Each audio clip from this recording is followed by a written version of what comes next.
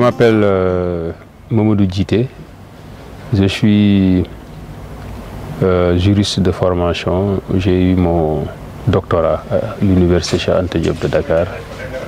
Je suis en même temps maire de la commune de Thiès-Ouest. Bon, ce livre, je l'ai écrit d'abord pour, comme on dit souvent, pour un problème de mémoire, n'est-ce pas? C'est-à-dire,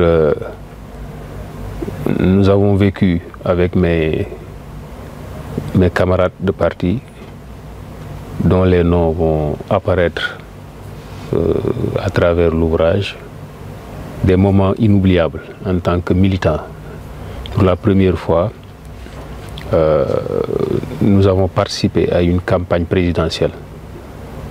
Donc pour moi, il était impensable de vivre une telle histoire et de laisser tomber ça dans l'oubli. Donc c'est ce qui m'a motivé le plus, n'est-ce pas? C'est un travail de mémoire, n'est-ce pas?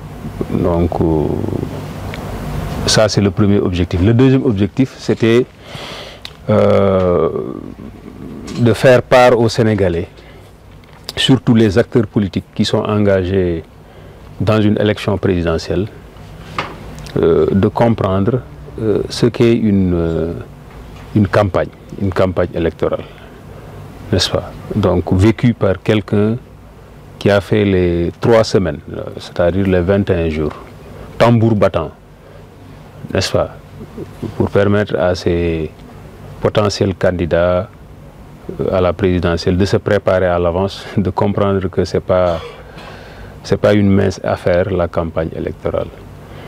Bon, la troisième chose, c'est pourquoi sortir ça à la veille de la présidentielle de 2024. Je me dis que le contexte ne pouvait être mieux choisi que celui-ci, parce que exactement, j'écris sur la campagne présidentielle, donc bien vrai que c'était en 2019, mais je pense que les réalités sont les mêmes, les réalités du terrain, surtout que nous avons vécu durant cette campagne de 2019 un événement tragique qui va rester dans les annales de l'histoire.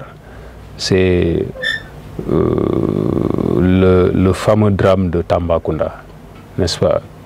Le fameux drame de Tambacounda qui a fait les choux gras de la presse à l'époque, les observateurs, tout le monde en a parlé, tout le peuple sénégalais d'ici et ceux qui sont à la diaspora, tout le monde.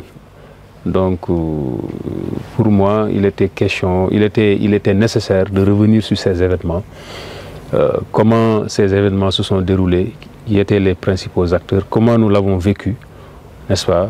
Et encore une fois, ça a été tragique.